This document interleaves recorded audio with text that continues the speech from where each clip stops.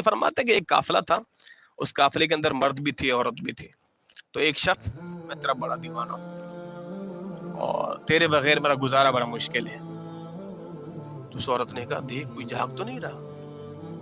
اب دل میں اس کے لالچ اور جاگی کی، اچھا یہ بھی مجھے چاہتی ہے، جبھی تو کہہ رہی کہ ذرا پوری تحقیق کر لے، کوئی جاگ تو نہیں ہے، کوئی دیکھ تو نہیں رہا.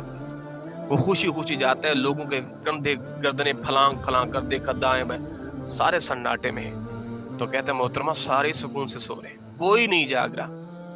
تو وہ عورت کہتی ہے کہ اللہ بھی نہیں جاگ رہا،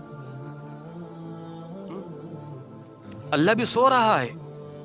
کہا کہ پگلی وہ کیسے سوئے گا؟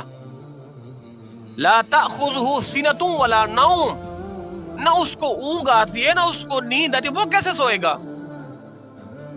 تو کہا خدا کے بندے، جس سے ڈرنا تھا وہ تو جاگ رہا ہے، اور اس کا خوف ہمارے اندر بدرجہ اولا ہونا چاہیے، اور جسے جو اونگ سے پاک نیند سے پاک ہمہ وقت اس کی نظروں میں ہے، تو بھلا بتا اسے ہم کیسے چھپیں؟